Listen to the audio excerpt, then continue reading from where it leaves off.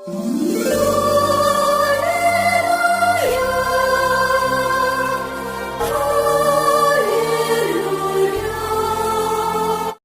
వారి పరిశుద్ధమైన నామమున కూడి వచ్చిన ప్రతి ఒక్కరికి ప్రభువు నామమున వందనాలు. ప్రార్థన చేసుకుందాం. మహాపరిశుద్ధుడా, కృపాభరితుడా, కనికర సంపూర్ణుడా, నీ పరిశుద్ధమైన పాదములకు వందనాలు, స్తుతులు, స్తోత్రం అర్పిస్తూ ఉన్నానయ్యా. ఇంతవరకునైనా సంఘమంతా కూడి సంతోషంగా నేను స్తుతించుకున్నాం, మహింపరుచుకున్నాం, ఘనపరుచుకున్నాం. నా ప్రభా, చక్కని శ్రేష్టమైన ఆరాధన జరిపించుకున్నారు ప్రభు. నీ పాదాలకి వందనాలయ్యా. అయా, శ్రేష్టమైన సమయంలోకి మేము ప్రవేశించుకుంటున్నాం తండ్రి. వాక్యం ద్వారా మీరు మాతో మాట్లాడే సమయం దేవా. నీకు వాక్యం మా పాదములకు దీపము, మా త్రోవకు వెలుగై ఉంటున్నది నా ప్రభా. సజీవుడా, సహాయం చేయండి అయా. నీ యొక్క అమూల్యమైన శ్రేష్టమైన జీవం గల మాటలతో ప్రకటించాలని చెప్పిన ఆశపడుతుండగా, నీ చిత్తమైతే నీకు సిలువ చాటును మరుగుపరిచి ఇక్కడ చేరిన ప్రతి ఒక్క బిడ్డతో వ్యక్తిగతంగా మాట్లాడి మీరే స్తుతి, ఘనత, మహిమ పొందురని మా ప్రభువును, మా రక్షకుని ప్రియకుమారుడు యేసుక్రీస్తు వారి అతి శ్రేష్టమైన నామములో మిక్కిలి వినమగడి వేడుకొనుచున్నాను తండ్రి, ఆమెన్. ఈరోజు వాక్యాంశంగా నదులు నేర్పు ఆత్మీయ పాఠాలు. పోయిన వారం 2 నదులు చెప్పుకున్నాం. గుర్తున్నాయండి ఎవరికన్నా? పోయిన వారం చెప్పుకున్న నదులు పీషోను, గీహోను చెప్పుకున్నామండి.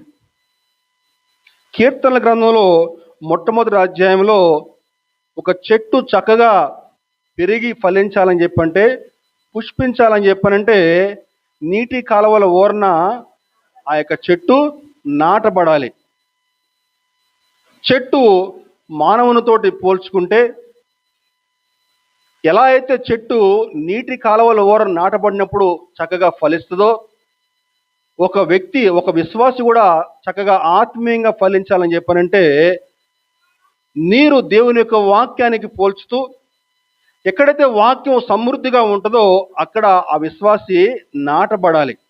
అప్పుడే ఆ యొక్క విశ్వాసి చక్కగా ఆత్మీయంగా ఎదిగి ఫలించగలడు అని చెప్పని చెప్తూ, నీటి కాలువలు అని చెప్పండి, నదులు కూడా అని చెప్పిన అర్థంతో మనం నదులు అని చెప్పినటువంటి వాక్య భాగం తీసుకున్నామండి. ఆదికాండం 2వ అధ్యాయంలో మనకి నదులు చెప్పబడ్డాయి. ఆ నదుల్లో మనకి పీషోను, గీహోను గురించి చెప్పుకున్నాం. ఈరోజు 2వ భాగంగా వాస్తవానికి నేను 3వ నది, 4వ నది చెప్దామని చెప్పని ఆశపడ్డాను. కాకపోతే నాకు ఈ 3వ నది దగ్గర ఆగిపోయాను. నేను సమయం అక్కడ అయిపోయింది. ఇంకా అంటే 3వ నదిలోనే ఎన్నో గొప్ప ఆత్మీయ సత్యాలు దాగి ఉన్నాయండి. ఈరోజు హిద్దెకెలు నది అని చెప్పని 3వ నది గురించి కొన్ని విషయాలు మనం చెప్పుకుందాం. ఆదికాండం 2వ అధ్యాయము 14వ వచనం. 3వ నది పేరు హిద్దెకెలు. అది అష్షూరు తూర్పు వైపున పారుచున్నది. చాలండి. అంటే ఈ నది ఏదేను తోట నుంచి బయలుదేరి అష్షూరు పట్టణానికి తూర్పు వైపుగా ప్రవహించేటువంటి నదే ఈ యొక్క హిద్దెకెలు నది. అష్షూరు అంటే ఇప్పుడు ఎక్కడుందండి అని చెప్పానంటే, అష్షూరు అని చెప్పండి ఇప్పుడు ప్రస్తుతము ఇరాక్ ప్రాంతంలో ఈ అష్షూరు పట్టణం, ఇరాక్ దేశంలో ఈ అష్షూరు పట్టణం ఉందండి ప్రస్తుతం అని చెప్పానంటే. అయితే ఇప్పుడు మరి హిద్దెకెలు నది ఇప్పుడు ఉందా అని చెప్పానంటే, ఆ హిద్దెకెలు నది ఇప్పుడు టైగ్రిస్ అనేటువంటి నదిని హిద్దెకెలు అని చెప్తారు. టైగ్రిస్. ఈ టైగ్రిస్ అనేటువంటి నది ఏంటని చెప్పానంటే, అది టర్కీ ప్రాంతంలో ఉద్భవించి ఇరాక్, సిరియా ప్రాంతాల గుండా ప్రయాణం చేస్తూ మనకి యూఫ్రటీస్ నదిలో కలుస్తుంది. ఈ యొక్క టైగ్రిస్ నది టర్కీ ప్రాంతంలో ఉద్భవించి అక్కడి నుంచి ఇరాకు, సిరియా ప్రాంతాల గుండా ప్రయాణిస్తూ యూఫ్రటీస్ నదిలో ఆ యొక్క నది కలుస్తుందండి, హిద్దెకెలు నది. హిద్దెకెలు అని చెప్పానంటే వేగవంతమైనటువంటి అని అర్థం అండి. వేగవంతమైన లేకుంటే బలమైన అని అర్థం. చెప్దాం ఒకసారి. హిద్దెకెలు అంటే వేగవంతమైన లేకపోతే బలమైన ప్రవాహం, వేగవంతమైన ప్రవాహం. ఈ హిద్దెకెలు నదిని మన ఆత్మీయ జీవితాల్లో అన్వయించుకుంటే,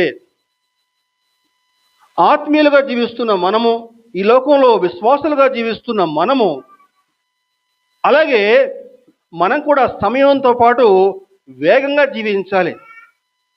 సమయంతో పాటు పరుగు పెడుతూ వేగంగా జీవించాలి. దేని కొరకు వేగంగా జీవించాలి? లోక ఆశలు నెరవేర్చుకోవడానికి కాదు, కానీ దేవుని యొక్క ఉద్దేశాలు నెరవేర్చడానికి మనము వేగంగా పరుగులు పెట్టాలండి. దేవునికి స్తోత్రం, హల్లెలూయా. ఏ విషయాల్లో వేగం కలిగి ఉండాలి? ఈరోజు ఒక 5 అంశాలు మీకు వివరించే ప్రయత్నం చేస్తాను. రాసుకునే వాళ్ళు జాగ్రత్తగా రాసుకోండి. నేను చివర్లో అడుగుతాను మళ్ళీ అందరినీ, ఏ విషయాల్లో మనం వేగం కలిగి ఉండాలి? మొట్టమొదటిగా, మనం నడిచేటువంటి మార్గము సరైనది కాదు అని తెలిసినప్పుడు ఆ మార్గాన్ని సరి చేసుకోవడానికి వేగంగా స్పందించాలండి. మనం నడిచేటువంటి మార్గము, మరొకసారి చెప్తున్నాను, మనం నడిచే మార్గము సరైన మార్గము కాదని తెలిసినప్పుడు ఆ మార్గాన్ని సరి చేసుకోవడానికి వేగంగా స్పందించాలండి. కీర్తనలు 119, 59, 60 వచనాలు చూద్దామండి. నా మార్గములు నేను పరిశీలన చేసుకుంటుని, నీ శాసనముల తట్టు మరలుకొంటుని, నీ ఆజ్ఞలను అనుసరించుటకు నేను జాగు చేయక త్వరపడితిని అని అంటున్నాడండి దావీదు. జాగు చేయక అని చెప్పనంటే వేగంగా అని చెప్పని, జాగు చేయక అని చెప్పనంటే త్వరగా లేకపోతే వేగంగా అని అర్థం అండి. దావీదు తన యొక్క మార్గాలు చూసినప్పుడు తను ఏ మార్గం గుండా ప్రయాణం చేస్తున్నాడో అని చెప్పని ఆలోచిస్తున్నట. ఆ మార్గాలు ఎంత పనికిమాలినగా ఉన్నాయో దావీదుకి అర్థమయ్యి తన మార్గాన్ని దేవుని ఆజ్ఞల వైపు తిప్పుకున్నాడండి. గమనించాలి, మనం నడుస్తూ ఉండగా ఒక్క క్షణం ఆగి అటు ఇటు పరిసరాలు గమనించి మనం ముందుకు నడిస్తే ఎన్నో ప్రమాదాల నుంచి మనం తప్పుకుంటాం.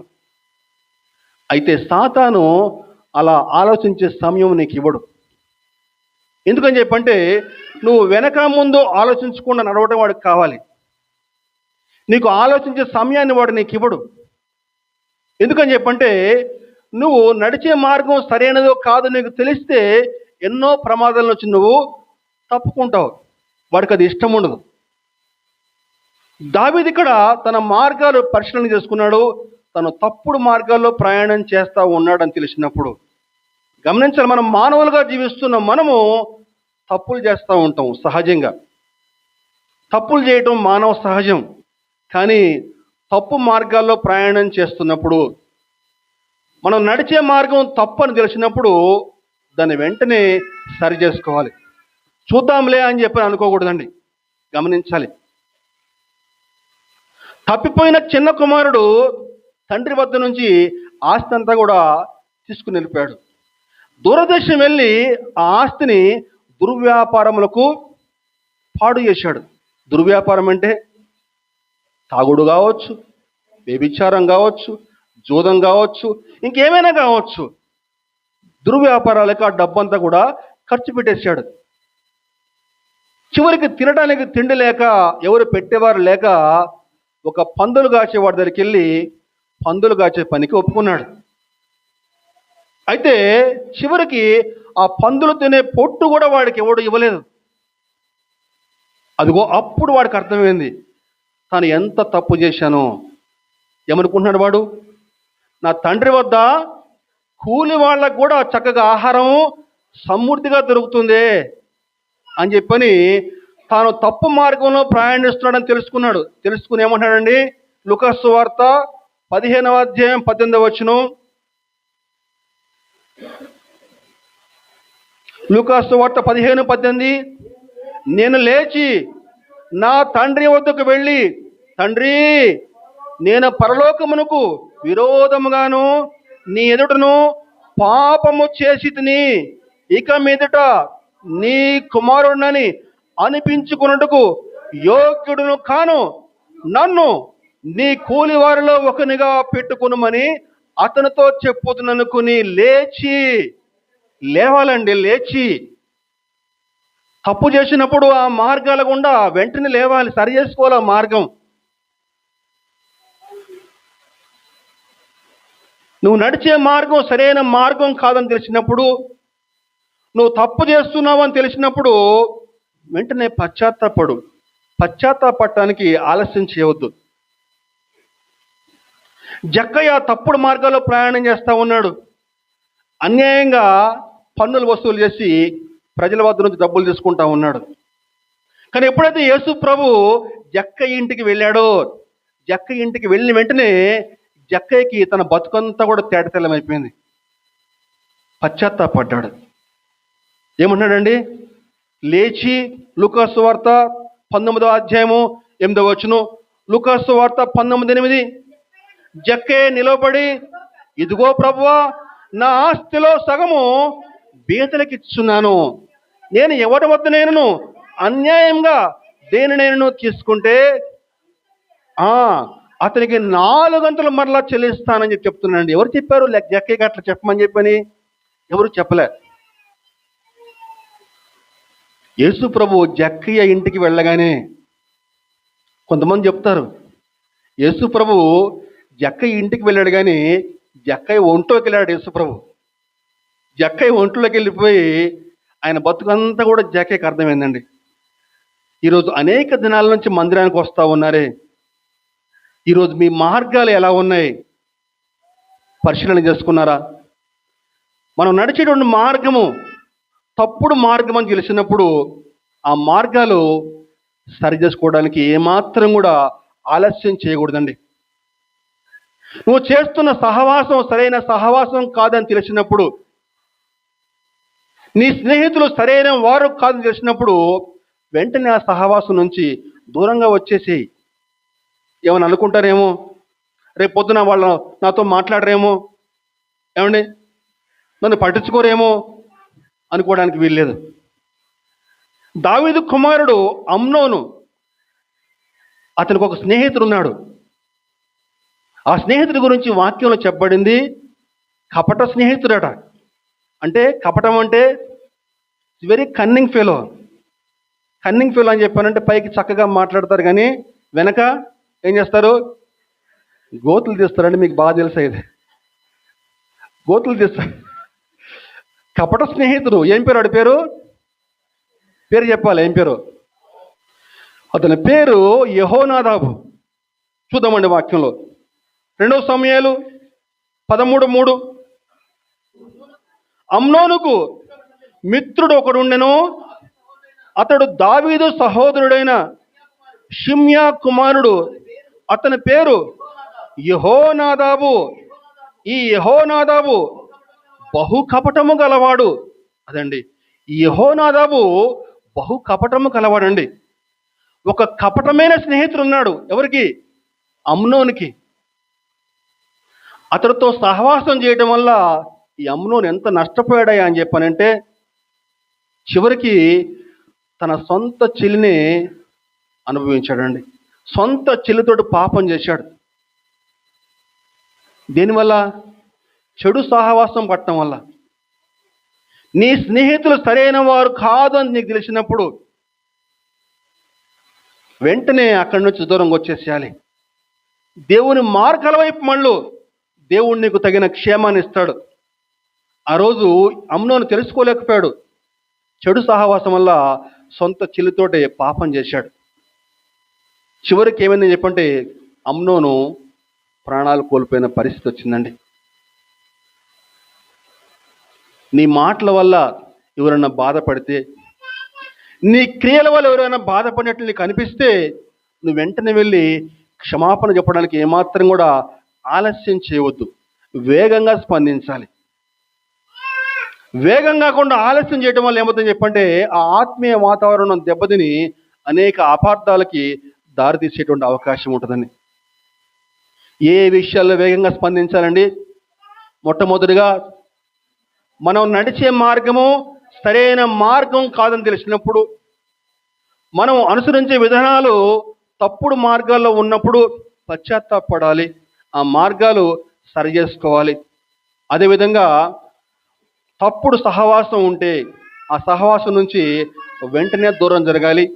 అలాగే మన మాటల వల్ల ఎవరన్నా బాధపడితే వెంటనే క్షమాపణ చెప్పడానికి ఆలస్యం చేయవద్దండి. 4 అంశాలు చెప్పుకున్నాం. మొట్టమొదటి అంశంలో 4 సబ్ హెడ్డింగ్స్.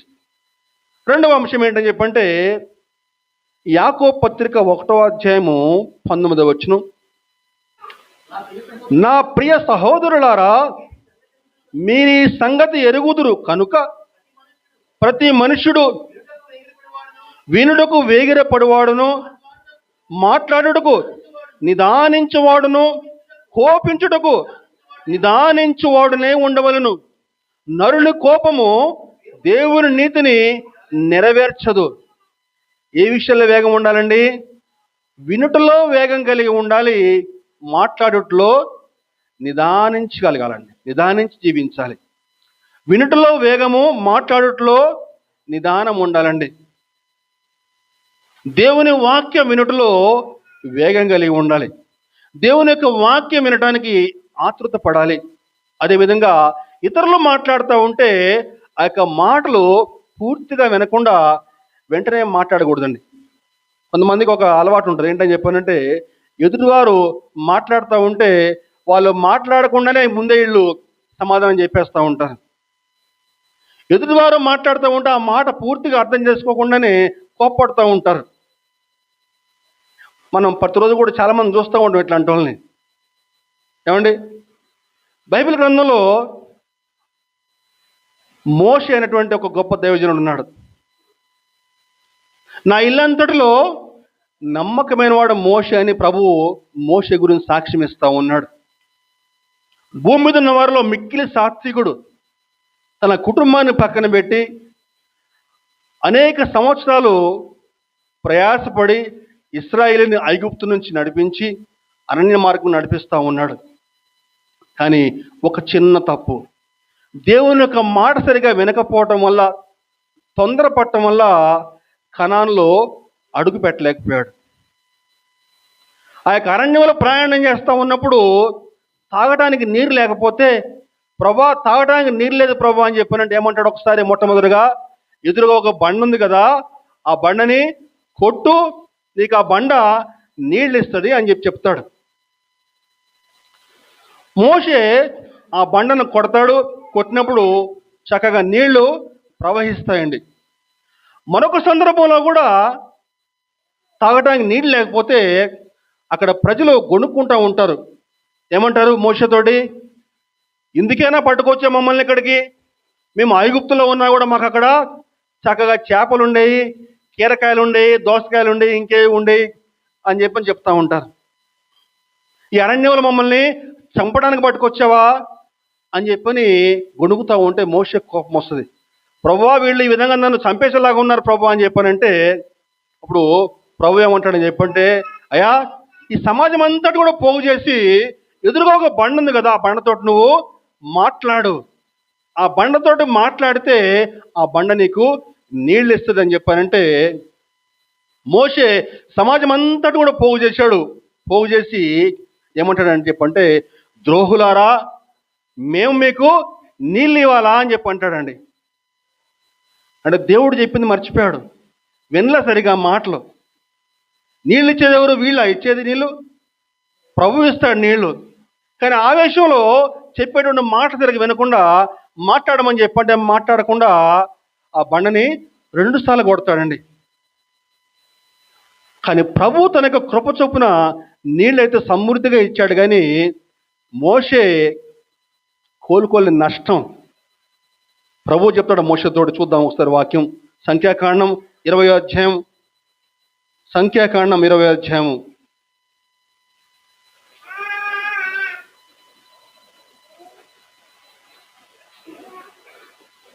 10వ అధ్యాయము అలాగే 12వ అధ్యాయం. సంఖ్యాకాండం 20వ అధ్యాయం 10వ వచనం. తర్వాత మోషే అహరోన్లు ఆ బండ ఎదుట సమాజమును పోగు చేసినప్పుడు అతడు వారితో, ద్రోహులారా వినుడి, మేము ఈ బండలో నుండి మీ కొరకు నీళ్లు రప్పించవలనా అనెను.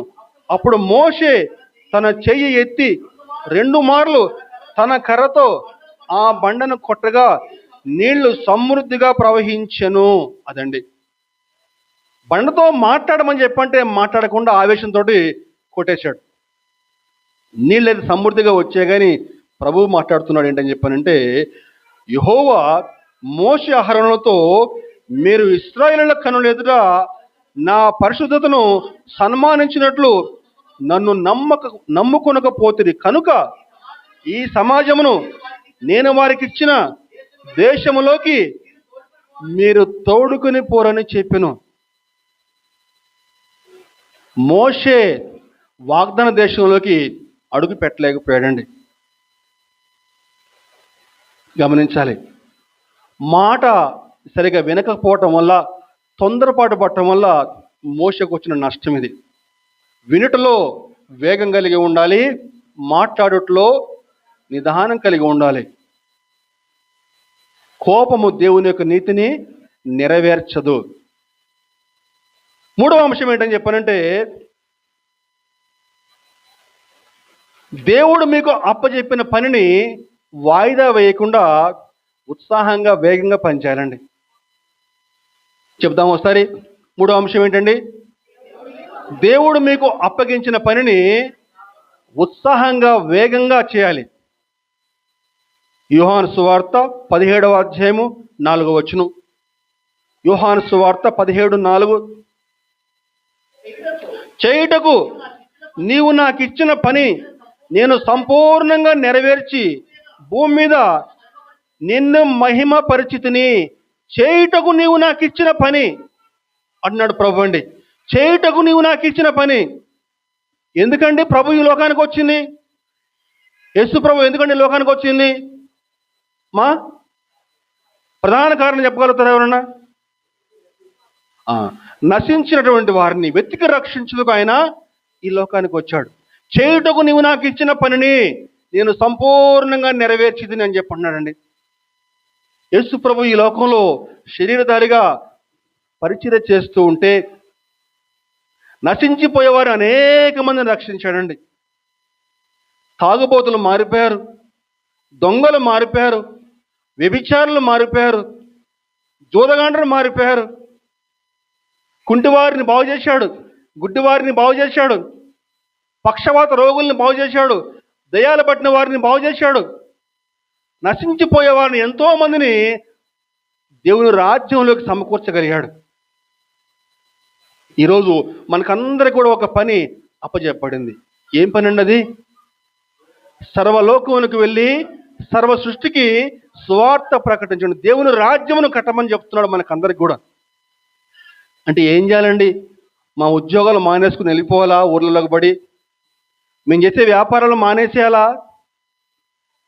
మీరేమీ ఆ పని చేయాల్సిన పని లేదమ్మా. మీరు అట్లా చేయమని చెప్పి చెప్పట్లే కూడా వాక్యం.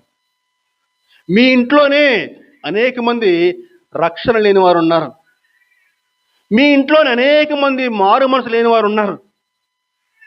దేవుని గురించి తెలియదు, దేవుని వాక్యం తెలియదు.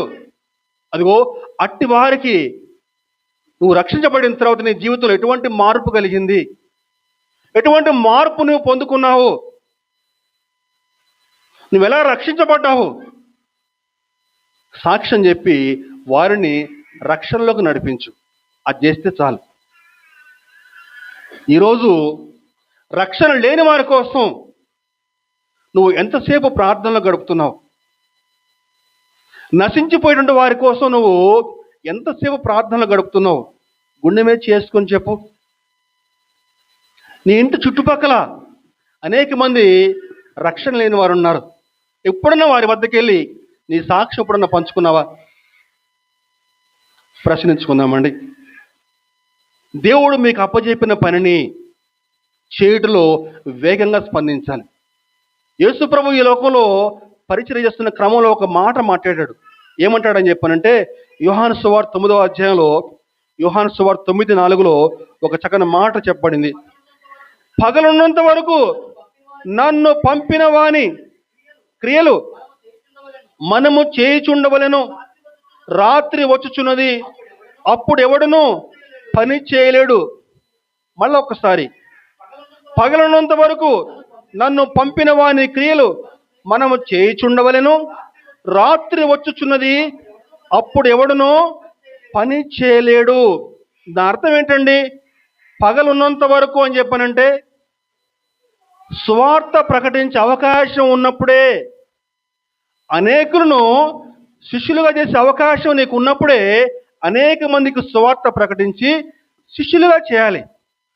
నీకు అవకాశం ఉన్నప్పుడే. ఇప్పుడు కాదులే, ఇంకా టైం ఉంది కదా, అది కాదండి. పగలున్నంత వరకు అంటే నీకు అవకాశం ఉన్నప్పుడు అనేకులకు సువార్త ప్రకటించి శిష్యులుగా చేసే అవకాశం ఉన్నప్పుడే నువ్వు వేగంగా పని చేయాల్సి ఉంటుంది. రాత్రి వచ్చున్నది అని చెప్పానంటే యేసు ప్రభు ఈ లోకంలో పరిచయం చేస్తున్నప్పుడు గొప్ప వెలుగు ఈ లోకంలో ఉందండి. కానీ ఆ వెలుగు ఇప్పుడు లేదు. ఆ వెలుగు ఇప్పుడు పరలోకానికి వెళ్ళిపోయింది. అయితే ఆ వెలుగును పొందుకున్న నీవు, రక్షించబడ్డ నీవు ఆ వెలుగుని నీ చుట్టూన్న వారికి పంచగలగాలి. దేవునికి స్తోత్రం, హల్లెలూయా. ఎవడు దీపం వెలిగించి మంచము కిందను కొంచెము కిందను పెట్టడు కానీ అంతటా వెలిగించుటకై ఆ దీపమును దీపస్తంభం మీదనే పెట్టుదురు. ఎంత అర్థం ఉందండి ఈ మాటలో? రక్షించబడ్డ నీవు ఆ వెలుగుని నీ చుట్టూన్న వారికి ప్రసరింప చేయాలండి. ఏదో బాప్తిసం తీసుకున్నాం, నెల మొదట్లో వచ్చి బల్ల చేవేశాం అంటే కుదరదు. రేపు పొద్దున పరలోకానికి వెళ్ళినాక నేను ఖచ్చితంగా ప్రభు అడుగుతాడు, ఎంతమందిని నా కొరకు నువ్వు సంపాదించగలిగావు? నీ సమాధానం ఏమీ ఉంది? పగలు ఉన్నంత వరకు కూడా పని చేయాలి. రాత్రి వచ్చున్నది, అప్పుడు ఎవడు కూడా పని చేయలేడు.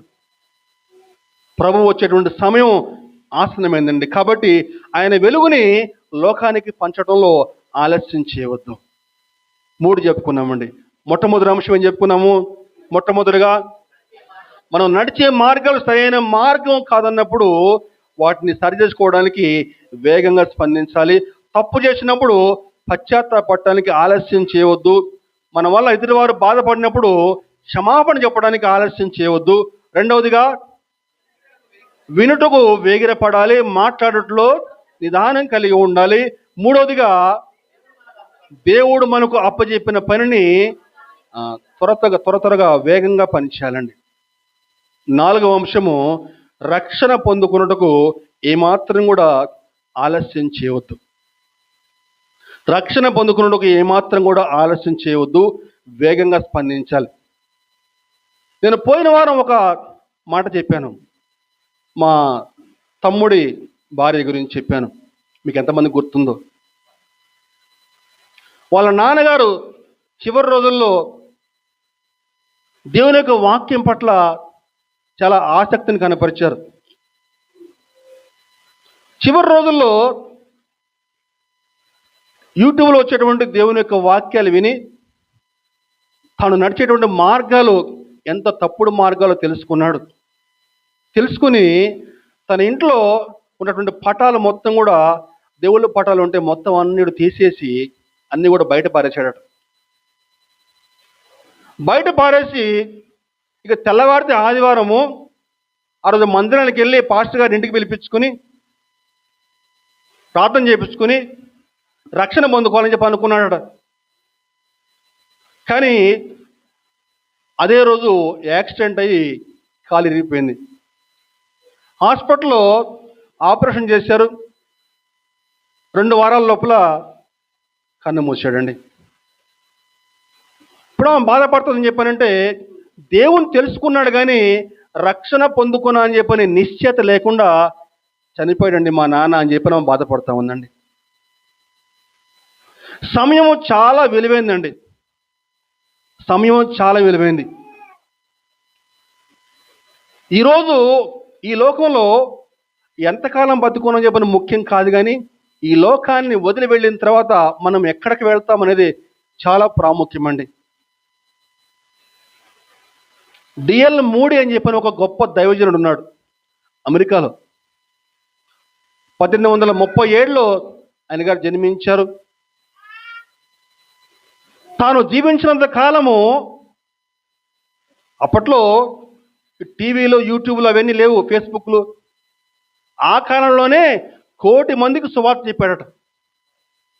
దేవునికి స్తోత్రం, హల్లెలూయా. ప్రతిరోజు కూడా ఒక్కడికైనా సువార్త ప్రకటించకుండా నిద్రపోయాడు కాదట. అంత గొప్ప వ్యక్తి. ఒకరోజు సువార్త ఎవరికి చెప్పలేదట. పండుకు నిద్రపోతా ఉంటే ప్రభు స్వరం మూడి మూడి అని చెప్పానంటే లేచి, ప్రభా ఏంటి ప్రభా, అర్ధరాత్రి 11 అవుతుందండి, అప్పుడు నువ్వు బయటికి వెళ్ళి సువార్త ప్రకటించాలి పద అని చెప్పానట. ఏంటి ప్రభా ఇది, 11 అవుతుంది ప్రభా, ఇప్పుడు ఈ టైంలో పోయి ఎవరికి సువార్త ప్రకటించాలి? లేదు లేదు, నువ్వు వెళ్ళి చెప్పాల్సిందే. సరే ప్రభా అని చెప్పని బయటికి వెళ్ళి, ఇక్కడ ప్రభా అని చెప్పి, ఇక్కడ కాదు, ఇక్కడ ఇంకా ముందుకి వెళ్తే చిమ్మ చీకట ఒక దగ్గర, చెట్లన్నీ ఉన్నాయట, చిమ్మ చీకటి ఉందంట. ఇదిగో ఇక్కడ నువ్వు చెప్పు వాక్యం అని చెప్పన్నాడు. అటు ఇటు చూస్తే ఎవరు లేరు. ఇది ఇక్కడ ప్రభు అని చెప్పారంటే, ఇక్కడే చెప్పు. ఎట్లా చెప్పాలి ప్రభు, ఎవరు లేరు కదా అని చెప్పానంటే ప్రభు చెప్తున్నాడు, ఒక 10,000 మంది అక్కడ ఎదురుగా ఉంటే ఎట్లా వాక్యం చెప్తావో అంత బలంగా చెప్పని చెప్పన్నాడు. సరే అని చెప్పి డిఎల్ మూడి ప్రార్థన చేసి వాక్యం గట్టిగా చెప్తున్నాడట. యేసు ప్రభు నీ పాపాల కోసం ఈ లోకానికి వచ్చాడు, నిన్ను రక్షించడానికి ఈ లోకానికి వచ్చాడు అని చెప్పి ఇలా చెప్పుకుంటూ పోతున్నాడట. అలా చెప్పుకుంటూ పోతా ఉంటే సడన్గా చెట్టు మీద నుంచి ఒకడు గబ్బుకొని కింద దూకాడట. కిందకు దూకి, అయ్యా మీరు చెప్పే మాటలు విన్న తర్వాత నాలో పశ్చాత్తాపం కలిగింది, నేను నడిచే మార్గం ఎంత భయంకరమో తెలుసుకున్నాను. ఇదిగో ఈ రాత్రి నేను ఈ చెట్టుకి ఊరేసుకుని చనిపోదని చెప్పి అనుకున్నాను. కానీ మీరు చెప్పిన మాటలు విన్న తర్వాత చనిపోవాలని చెప్పిన ఆ యొక్క కోరిక తొలగిపోయిందండి. నాకు ఆ దేవుడు కావాలి, నాకు ఆయన గురించి వివరిస్తారా అని చెప్పాడటండి. దేవునికి స్తోత్రం కలుగును గాక, హల్లెలూయా. అటువంటి మూడి గారు ఒకరోజు ఒక పెద్ద బహిరంగ సభలో దేవుని యొక్క వాక్యం ప్రకటిస్తూ ఉంటే ఒక వేశ్య ఆ యొక్క బహిరంగ సభలో రోడ్డు మీద పోతా ఉంటే ఆయన మాటలు విని ఆ బహిరంగ సభలో చిట్ట చివర కూర్చుని అని చెప్పే మాటలు వింటా ఉందంట. అని చెప్పే మాటలు విని విని విని తన బతుకు ఎంత పాపిష్టి బతుకు ఆమెకు అర్థమైపోయింది. అర్థమైపోయి సభంతా కూడా ముగిసిన తర్వాత, అందరూ వెళ్ళిపోయిన తర్వాత ఆయన వద్దకు వచ్చి, అయ్యా నాలాంటి పాపాత్మురాలకు కూడా క్షమాపణ ఉందా అని అడిగితే, అమ్మా యేసు ప్రభు నీలాంటి వారి కోసమేనమ్మా ఈ లోకానికి వచ్చింది, పాపాత్ముల కోసమే ఆయన ఈ లోకానికి వచ్చాడు, నశించిపోయే వారి కోసమే ఆయన ఈ లోకానికి వచ్చాడు అని చెప్పని లూకా సువార్తలో ఒక పాపాత్ములైన ఒక స్త్రీ ఉందండి. లూకా సువార్త 7వ అధ్యాయంలో మనకు కనిపిస్తుంది. చూద్దాం ఒకసారి. లూకా సువార్త 7వ అధ్యాయంలో ఒక స్త్రీ మనకు కనిపిస్తుందండి. 7వ అధ్యాయము 36, 37, 38. లూకా సువార్త 7వ అధ్యాయం 36, 37, 38. పరిసయ్యులలో ఒకడు తనతో కూడా భోజనము చేయవలెనని ఆయనను అడిగెను. ఆయన ఆ పరిసయ్యుని ఇంటికి వెళ్ళి భోజన పంక్తిని కూర్చుండగా ఆ ఊరిలో ఉన్న పాపాత్మురాలైన ఒక స్త్రీ యేసు పరిసయ్యుని ఇంట భోజనమునకు కూర్చున్నాడని తెలుసుకుని ఒక బుడ్డిలో అత్తరు తీసుకుని వచ్చి వెనక తట్టు ఆయన పాదముల యొద్ద నిలబడి ఏడ్చుచు కన్నీళ్లతో ఆయన పాదములను తడిపి తన తల వెంట్రుకలతో తుడిచి ఆయన పాదములను ముద్దు పెట్టుకుని అత్తరు వాటికి పూసెను. జాగ్రత్తగా చదువుకున్న వాక్యం అర్థం చేసుకుందామండి. ఈ పాపాత్మురాలకి యేసు ప్రభు ఎదురుకొచ్చి ఆయన్ను ఎదుర్కొనే ధైర్యం ఆమెకు లేకుండిందండి. తన బతుకేంటో తనకు తెలుసు. తను ఎంత పాపిష్టిదో ఆమెకు తెలుసు. తెలిసి యేసు ప్రభు ఎదుటకు రాలేకపోయింది. రాలేక వెనక నుంచి వచ్చి కన్నీళ్లతోటి ఆయన పాదాలు కడుక్కుంటూ, జుట్టుతోటి ఆయన పాదాలు తుడుస్తా అత్తరు పోస్తా ఉందండి. అంటే తన యొక్క పాప జీవితం పట్ల ఆమె పశ్చాత్తాపడింది. అర్థం చేసుకోవాలి. ఆమె చేస్తూ ఉంటే, ఆ విధంగా చేస్తూ ఉంటే ఆ పరిసేయుడు అసహించుకున్నాడు. ఏంటి నేను పెద్ద రక్షకుడు అని చెప్పుకుంటాడు, ఆమె పాపాత్మురాలు కదా, వచ్చి ఆయన పాదాలు పట్టుకుంటా ఉంటే తెలివి లేదు ఆయనకి అని చెప్పి అనుకుంటా ఉన్నట్టు లోపల పరిసేయుడు. యేసు ప్రభువుని గ్రహించి ఏమంటాడని చెప్పండి, అయ్యా నేను నీ ఇంటికి వచ్చినప్పుడు నువ్వు కడుక్కోవడానికి నాకు నీళ్ళు ఇవ్వలేదు, నన్ను ముద్దు పెట్టుకోలేదు నువ్వు.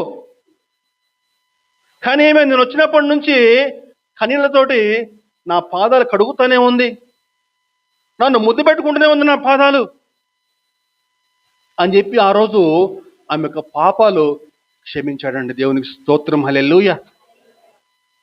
ఇదిగో ఈ యొక్క అంశం చెప్పి ఆయన నశించిపోయే వారి కోసమే ఈ లోకానికి వచ్చాడు, పాపాత్మల కోసమే ఈ లోకానికి వచ్చాడు అని చెప్పని చెప్పగానే ఆమె కన్నీటితోటి తన పాపమంతా ఒప్పేసుకుని, అయ్యా నేను రేపు వచ్చి మిమ్మల్ని కలుస్తాను, ఈరోజు నాకు వేరే దగ్గర అపాయింట్మెంట్ ఉంది, నేను వేరే దగ్గరికి వెళ్ళాలి, నేను మళ్ళీ రేపు వచ్చి కలుస్తాను అని చెప్పి అన్నట్టండి.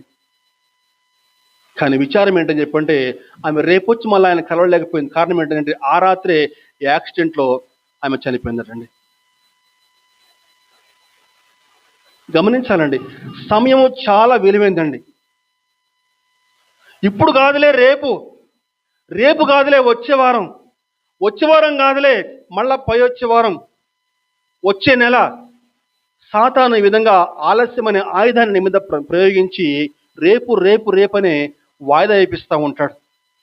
కానీ పరిశుద్ధాత్ముడు ఏమంటాడంటే నేడే, ఇదిగో ఇదే మిక్కిలి అనుకూల సమయము, ఇదే రక్షణ దినము. ప్రభువు నీతో మాట్లాడితే, నీ పాపాల గురించి నీకు పశ్చాత్తాపం కలిగితే ఇదిగో నేడే రక్షణ పొందుకో. చెరసాల నాయకుడికి రాత్రిపూట ఎందుకులే తెల్లవారి బాప్తిసం ఇద్దామని చెప్పి అనుకోలే పౌలు గారు. ఆ రాత్రికాల సమయంలోనే బాప్తిసం ఇచ్చాడండి. మనం వాక్యాన్ని జాగ్రత్తగా అర్థం చేసుకోవాలి. రక్షణ పొందుకుని నేను ఏమి చేయాలనైనా అని చెప్పి అడిగాడు చెరసాల నాయకుడు. ఆ రాత్రికాల సమయం ఉందే పౌలు ఆ చెరసాల నాయకుడికి అతని కుటుంబీకులందరికీ కూడా బాప్తిసం ఇచ్చేశాడు. ప్రియ సహోదరుడ సహోదరి, రక్షణ లేని వారు, బాప్తిసం తీసుకుని వారు రక్షణ పొందుకున్నట్టుకు ఆలస్యం చేయవద్దు. ప్రభు చెప్తున్నాడు, ఇదిగో నేను త్వరగా వచ్చున్నాను. ఆయన వచ్చేటువంటి సమయం దగ్గర పడింది. రక్షణ పొందుకున్నట్టుకు వేగంగా స్పందించాలి, ఆలస్యం చేయవద్దు. 4 అంశాలు చెప్పుకున్నామండి. చిట్ట చివరి అంశం ఏంటని చెప్పంటే, చిట్ట చివరి అంశము పట్టుదలతో ప్రార్థిస్తే దేవుని వద్ద నుంచి జవాబు పొందుకుంటాము అని ఈ హిద్దెకిల అనుభవం తెలుపుతుందండి. చెప్దాము ఒకసారి. పట్టుదలతో ప్రార్థన చేస్తే దేవుని వద్ద నుంచి జవాబు పొందుకుంటాము. దానియేలు గ్రంథము 10వ అధ్యాయము 4-5 వచనాలు.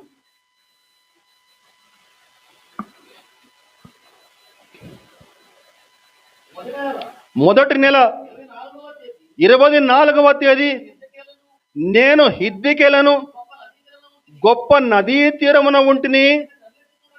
నేను కనులెత్తి చూడగా నార బట్టలు ధరించుకున్న ఒకడు కనపడెను. అతడు నడుమున మేలిమి బంగారు నడికట్టు కట్టుకొని ఉండెను. ఎక్కడండి ఉన్నాడు దానియేలు గారు? హిద్దెకెలు. మనం చెప్పుకున్న అంశం ఏంటండి ఈరోజు? హిద్దెకెలు నది. మనకి ఆది కాండంలో కనిపించిన నది మళ్ళీ ఇక్కడ కనిపిస్తూ ఉంది. బైబిల్ ఏమి కట్టుకథలు కావు. ఆది కాండం నుంచి దానియేలు గ్రంథం చాలా సమయం ఉంది, కొన్ని ఏళ్ళు గడిచిపోయినాయి. ఆ దానియేలు గారు ఈ హిద్దెకెలు నది పక్కన ఉన్నాడు. నేను కనులెత్తి చూడగా నార బట్టలు ధరించుకున్న ఒకడు కనపడెను. దానియేలు అక్కడ ఏం చేస్తున్నాడు ఇంతకీ? దానియేలు అక్కడ ఏం చేస్తా ఉన్నాడు, సందర్భం ఏంటి, ఏ సందర్భంలో ఆ మాటలు వ్రాయబడ్డా తెలుసుకోవాలి. 10వ అధ్యాయం మొట్టమొదటి చూస్తే రెండవ వచనం, ఆ దినముల యందు దానియేలును నేను 3 వారములు దుఃఖ ప్రాప్తుడనైతిని. 3 వారాలని చెప్పానంటే ఎంతకాలం? 3 వారాలంటే 21 రోజుల పాటు దానియేలు గారు దుఃఖ ప్రాప్తుడై ఉపవాసంతో ఉండి కన్నీటితో దేవునికి ప్రార్థన చేస్తా ఉన్నాడు. తర్వాత వచనం, 3 వారములు గడిచే వరకు నేను సంతోషముగా భోజనము చేయలేక ఉంటిని. మాంసము గాని ద్రాక్షరసం గాని నా నోట్లోనికి రాలేదు, స్నానాభిషేకములు చేసుకొనలేదు. మాటలు జాగ్రత్తగా అర్థం చేసుకోవాలండి. దానియేలు వయసు అప్పుడు ఎంత ఉండొచ్చు అని చెప్పి మనం అంచనా వేస్తే, దానియేలుకు వయసు అప్పుడు దాదాపుగా 87 నుంచి 90 ఏళ్ళు ఉంటుందట. 90 ఏళ్ళ కాలం. దానియేలు 17 ఏళ్ల కాలంలో బబులోనికి బానిసగా వచ్చాడు. నెబుకద్నెజరు యూదాపైకి దండెత్తి ఇశ్రాయేలు అందరినీ కూడా బానిసలుగా పట్టుకుని పోయాడు. ఆ క్రమంలో దానియేలు, అజర్య, అనన్య, మిషాయేలు ఈ 4 కూడా బబులోనికి తీసుకురాబడ్డారు. చరిత్ర చెప్తా ఉన్నానండి. ఆ తర్వాత బబులోను కాలం ముగిసిపోయింది. మాదీయ పారసీకులు బెల్షస్సరు కాలంలో, బెల్షస్సరు గుర్తుందా? బెల్షస్సరు ఏం చేశాడు? దేవుని యొక్క ఆ యొక్క మందిర పాత్రలో ద్రాక్షరసం పోసుకుని తాగేశాడు. మెనే మెనే టేకెల్ ఓఫార్సిస్ అని చెప్పిన ఒక గోడ మీద రాత కూడా వస్తుంది. ఆ రాత్రే మాదీయ పారసీకులు వచ్చి ఆ బబులోను సామ్రాజ్యాన్ని హస్తగతం చేసుకుంటారు. ఇదిగో ఆ పారసీక రాజు పరిపాలన కాలంలో దానియేలు గారు దేవునికి ప్రార్థన చేస్తూ ఉన్నాడు. దేని గురించి ప్రార్థన చేస్తూ ఉన్నాడు అని చెప్పానంటే, ఆ యొక్క యూదులు బబులోనులో ఇంకా చెరలో ఉన్నారు. ఆ కాలంలో ఆ చెర నుంచి విడిపించబడాలి, మళ్ళా వారి దేశం వారు వెళ్ళిపోవాలి, అక్కడ దేవుని మందిరం కట్టుకోవాలి, మళ్ళీ యథావిధిగా దేవునికి ప్రార్థన జరగాలి అని చెప్పని దానియేలు ఆశపడుతున్నాడు. ఎప్పుడు? 90 ఏళ్ల కాలంలో 3 వారాల పాటు ఉపవాసం ఉండి ప్రార్థన చేస్తూ ఉన్నాడు. ఉపవాస ప్రార్థనకి రండమ్మా అని చెప్పానంటే వచ్చే వాళ్ళను మనం ఏళ్ల మీద లెక్క పెట్టచ్చు. దానియేలు 3 వారాల పాటు ఉపవాసం ఉండి దేవునికి ప్రార్థన చేస్తూ ఉన్నాడు. అలా ప్రార్థన చేస్తూ ఉంటే ఒక దర్శనం కనపడిందండి. ఆ దర్శనంలో ఏంటని చెప్పానంటే, మనకి నేను కనులెత్తి చూడగా నార బట్టలు ధరించుకున్న ఒకడు కనపడెను. అతడు నడుమున మేలిమి బంగారు నడికట్టు కట్టుకుని ఉండెను. ఇంకా కొంచెం ముందు చూస్తే ఆయన యొక్క వర్ణన మనకి అద్భుతం అనిపిస్తుంది.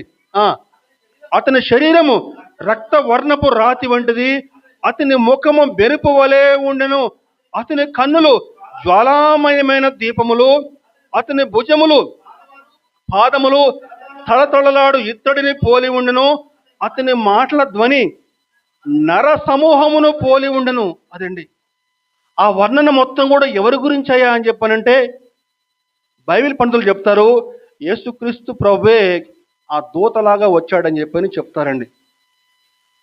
మరికొందరు చెప్తారు యేసు ప్రభు కాదు, గాబ్రియేలే అని చెప్తారు కొంతమంది. ఇది పెద్ద అంశం, మళ్ళీ తర్వాత మాట్లాడుకుందాం మళ్ళీ ఒకసారి. అయితే ఆ దూత వచ్చి ఈ దానియేలుతో మాట్లాడుతున్నాడు. ఏం మాట్లాడుతున్నాడు చెప్పానంటే, మనం కొంచెం ముందుకెళ్తే 12-13 వచనాలు చూద్దామండి. 12-13.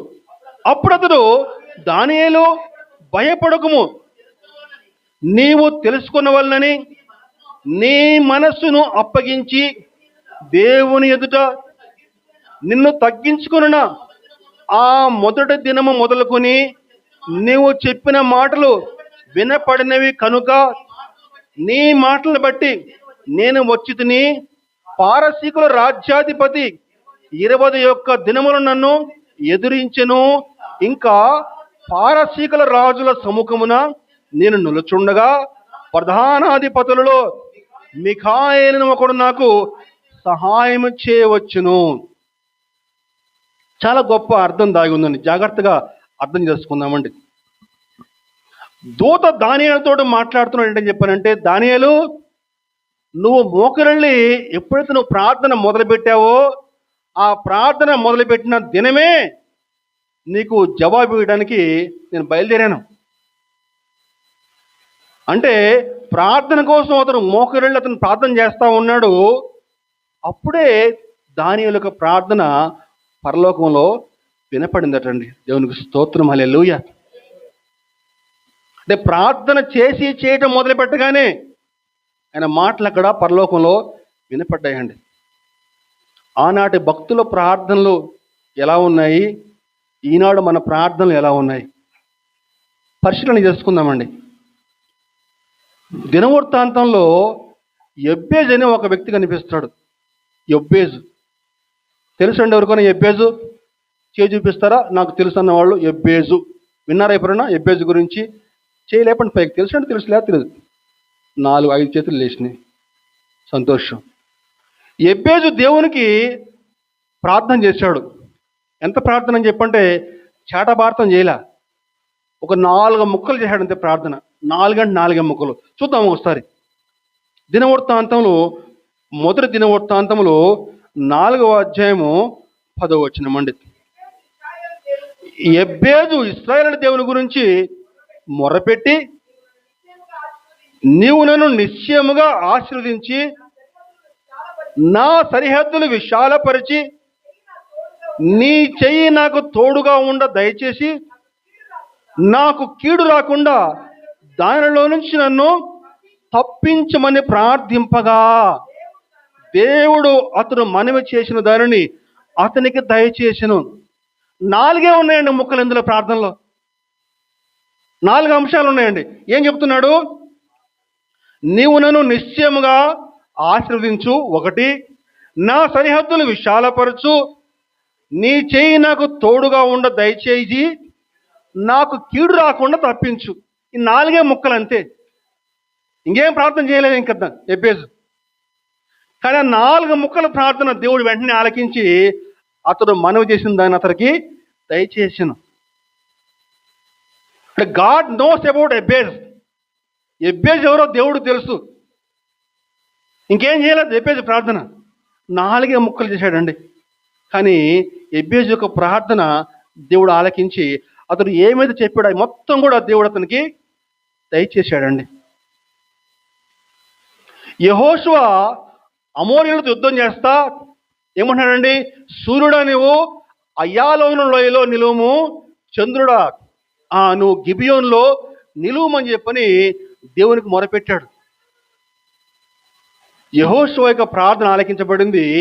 ఆకాశ మధ్యమున సూర్యుడు నిలిచి ఒక దినమంతా కూడా అస్తమించలేదు. సూర్యుని యొక్క గమనం ఆగిపోయిందండి. ఇక్కడ కింద నుంచి యెహోషువ ప్రార్థన చేస్తే పైన సూర్యుని యొక్క గమనం ఆగిపోయిందండి. ఆనాడు భక్తుల యొక్క ప్రార్థనలు ఎలా ఉన్నాయి, ఈరోజు మన ప్రార్థనలు ఎలా ఉన్నాయి?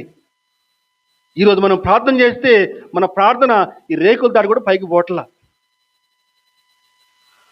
కానీ దానియేలు ప్రార్థన చేస్తే ప్రార్థన మొదలుపెట్టిన దినమే దానియేలు యొక్క ప్రార్థన అక్కడ ఆలకించబడిందండి. జాగ్రత్తగా అర్థం చేసుకుందామండి. అయితే అక్కడి నుంచి జవాబు ఇవ్వడానికి ఒక దూత బయలుదేరుతానట. పారసీకుల రాజ్యాధిపతి 21 రోజుల పాటు ఆ దూతని ఎదిరించాడండి.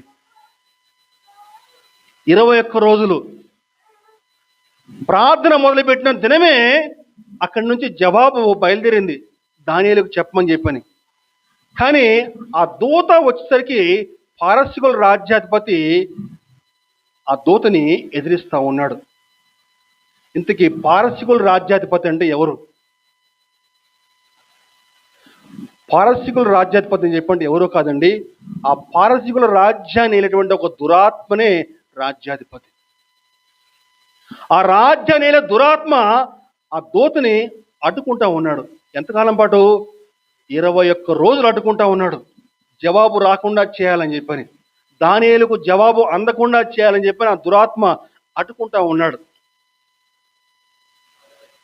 గెరాసేనుల దేశంలో ఒక దయ్యాలు పట్టిన వాడిని బాగు చేయాలని చెప్పని యేసు ప్రభు అక్కడికి వెళ్ళిపోయాడు. యేసు ప్రభు ఓడ దిగగానే ఏమన్నాడు వాడు? సర్వోన్నతుడైన యేసు, నాతో నీకేం పని? మాట్లాడేది ఎవరు? దయ్యాలు పట్టిన వాడు కాదు, అతని లోపల ఉన్న దెయ్యం మాట్లాడుతూ ఉంది, నాతో నీకేమి అని చెప్పని. యేసు ప్రభు వాడిని బాగు చేసి ఆ దయ్యాల్ని పందుల్లోకి పంపిస్తే అక్కడున్న వారు ఏమంటున్నారు చెప్పంటే, నువ్వు ఇక్కడ మా ప్రాంతంలో వద్దు వెళ్ళిపో అని చెప్తున్నారు. అంటే వాళ్ళకి ఏంటని చెప్పారంటే వ్యక్తి ముఖ్యం కాదు కానీ డబ్బులు ముఖ్యం అనమాట. అంటే వారందరూ ఎవరు ఆధీనంలో ఉన్నారు? దయ్యాల యొక్క ఆధీనంలో ఉన్నారండి. ఇదిగో ఈ పారసిక రాజ్యం యొక్క అధిపతి దురాత్మ కూడా ఆ దూతని అడ్డుకుంటా ఉన్నాడు. ఇందులో కొన్ని ప్రాముఖ్యమైన అంశాలు ఉన్నాయండి ఈ యొక్క సంఘటనలో. ఈరోజు నువ్వు కూడా దేవునికి ప్రార్థన చేస్తూ ఉంటే నీ ప్రార్థన దేవుని వద్దకు చేరకుండా అడ్డుకునే దురాత్మలు ఎన్నో ఉన్నాయి. నా ప్రార్థనకి జవాబు రావట్లేదే అని నువ్వు బాధపడతా ఉంటావు. కారణం అని చెప్పంటే ఇగో కొన్ని దురాత్మలు నిన్ను మధ్యలో ఆ యొక్క ప్రార్థన దేవుని వద్దకు చేరకుండా ఆ దురాత్మలు అడ్డుకుంటూ ఉంటాయి. దేవుని వద్ద నుంచి జవాబు నీ వద్దకు రాకుండా ఆ దురాత్మలు నిన్ను అడ్డుకుంటూ ఉంటాయి. జవాబు రానివు, మధ్యలో ఆపేస్తాయి అంతే. నీ ప్రార్థన ఎంత శక్తివంతంగా ఉండాలి. ఎఫెసీ పత్రికలో ఒక మాట ఉందండి. ఎఫెసీ పత్రికలో 6వ అధ్యాయం 12వ వచనం చూస్తే, ఎఫెసీ 6:12, ఏలయనగా మనం పోరాడున్నది శరీరాలతో కాదు కానీ ప్రధానులతోనూ అధికారులతోనూ ప్రస్తుత అంధకార సంబంధులకు లోకనాథులతోనూ ఆకాశ మండలమందున్న దురాత్మల సమూహములతో పోరాడుచున్నాము. అదండి, దురాత్మ శక్తులు ఎన్నో పైన విహారం చేస్తూ ఉంటాయి. నువ్వు దేవునికి ప్రార్థన చేస్తే నీ ప్రార్థన దేవుని వద్దకు చేరకుండా ఆ దురాత్మ శక్తులు అడ్డగిస్తాయి. నువ్వు దేవునికి ప్రార్థన చేస్తే అక్కడి నుంచి జవాబు రాకుండా ఆ దురాత్మ శక్తులు అడ్డగిస్తాయి. దానియేలు దేవునికి ప్రార్థన చేస్తూ ఉంటే 21 రోజుల పాటు ఆ యొక్క పారసీకుల రాజ్యాధిపతి అడ్డుకున్నాడటండి. రెండవ అంశం ఏంటని చెప్పారంటే, దానియేలు జవాబు రాలేదే నాకు ఇంకా అని చెప్పని ప్రార్థన ఆపలేదండి. ప్రార్థన చేస్తూనే ఉన్నాడు. 21 రోజుల పాటు ప్రార్థన చేస్తాను. నేను అనుకుంటాను జవాబు రాలేదని చెప్పని అతను మధ్యలో ఆపేస్తే జవాబు దానియేలు వద్దకు వచ్చేది కాదు. అయితే మిఖాయేల్ అని చెప్పని ఒక దూత సహాయంగా వచ్చాడట. ఈ దూతకు సహాయం చేయడానికి మిఖాయేల్ వచ్చాడట. ఈ మిఖాయేల్ వచ్చి ఆ దురాత్మతో పోరాడుతూ ఉంటే అప్పుడు ఈ దూత వచ్చి దానియేలుకి జవాబిస్తూ ఉన్నాడు. కొత్త నిబంధనలో అనేక సార్లు విసుకొక నిత్యము ప్రార్థన చేయడి, ఎడతెగక ప్రార్థన చేయడి అనేక సార్లు ప్రభు చెప్పాడండి. విసుకొక నిత్యము ప్రార్థన చేయడి, జవాబు వచ్చేంత వరకు ప్రార్థన చేయండి. లూకా సువార్తలో ఒక స్త్రీ ఉంటుంది. అన్యాయస్తులైన ఒక న్యాయాధిపతి ఉంటాడు. దేవునికి భయపడక మనుషులకి భయపడక ఉండేటువంటి ఒక న్యాయాధిపతి ఉన్నాడు ఒకడు.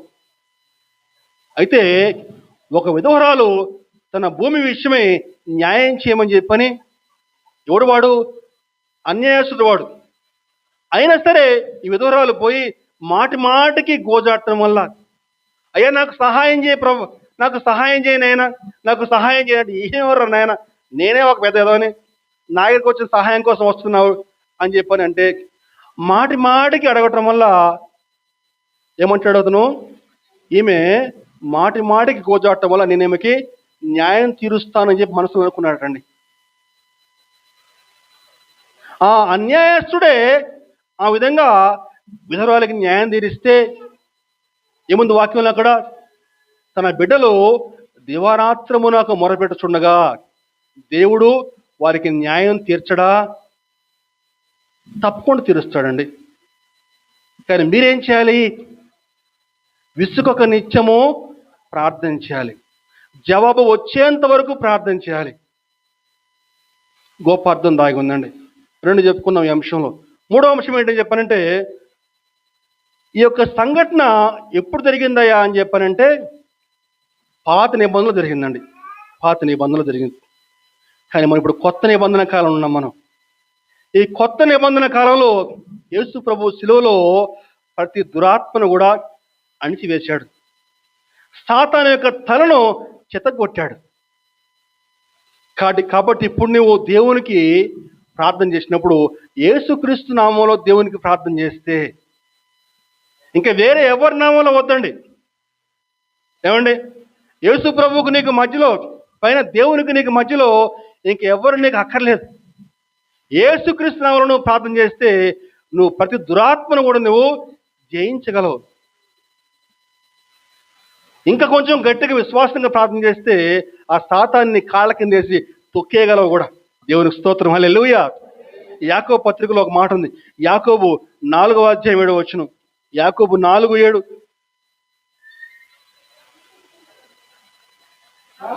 కాబట్టి దేవునికి లోబడి ఉండుడి, అపవాదిని ఎదిరించుడి, అప్పుడు వాడు మీ యొద్ద నుండి పారిపోను. అదండి, దేవునికి లోబడి ఉండండి, అపవాదిని ఎదిరించండి. చెప్దాం ఒకసారి. దేవునికి లోబడి ఉండండి, అపవాదిని ఎదిరించండి. పోయిన వారం చెప్పుకున్నాం మనం దేవునికి ఎలా లోబడాలి. అబ్రహాము ఏ విధంగా లోబడ్డాడో తన కొడుకును కూడా దేవునికి అర్పించడానికి సిద్ధమైపోయాడు. అలా దేవునికి లోబడి ఉండాలి. దేవునికి లోబడి అపవాదిని ఎదిరిస్తే అప్పుడు సాతాను మీ యొద్ద నుంచి పారిపోతాడు. రోమా పత్రికలో మరొక మాట ఉంది. రోమా 16:20. సమాధానకర్తయగు దేవుడు సాతానును మీ కాళ్ళ క్రింద శీఘ్రముగా చితక త్రొక్కించును. మన ప్రభువైన యేసుక్రీస్తు కృప మీకు తోడే ఉండునుగాక. నమ్మిన వారు గట్టిగా దేవుని మహిమపడతామండి. హల్లెలూయా. యేసుక్రీస్తు నామములో దేవుని మనం అడగగలిగితే, యేసుక్రీస్తు నామములో ప్రభువా ఈ సాతాను శక్తులు గద్దించినైనా అని నువ్వు ప్రార్థన చేయగలిగితే ప్రతి దురాత్మ శక్తి కూడా దూరంగా వెళ్ళిపోద్ది. సాతాన్ని కాళ్ళ కింద తొక్కేయగలవండి. ప్రార్థన ఎన్ని అద్భుతాలు చేయగలదో చక్కగా వాక్యంలో గురించి విశ్వాసంతో ప్రార్థన చేస్తే, పట్టుదలతో ప్రార్థన చేస్తే జవాబు ఏ విధంగా పొందుకుంటావో దానియేలు యొక్క ఈ ప్రార్థన అనుభవం మనకు తెలుపుతా ఉందండి. 5 అంశాలు చెప్పుకున్నాం. ఒకసారి చెప్తాం. మొట్టమొదటిగా మార్గములు సరైన మార్గం కావని తెలిస్తే ఆ మార్గాలు సరి చేసుకోవడానికి వేగంగా స్పందించాలి. తప్పు చేసినప్పుడు మన తప్పును సరి చేసుకోవడానికి ఏమాత్రం కూడా ఆలస్యం చేయకూడదు. వెంటనే స్పందించాలి. నీ మాటల వల్ల ఎదుటివారు బాధపడినప్పుడు వెంటనే క్షమాపణ చెప్పాలి మొట్టమొదటిగా. రెండవదిగా వినుటలో వేగం కలిగి ఉండాలి, మాట్లాడటంలో నిదానం కలిగి ఉండాలి. మూడవదిగా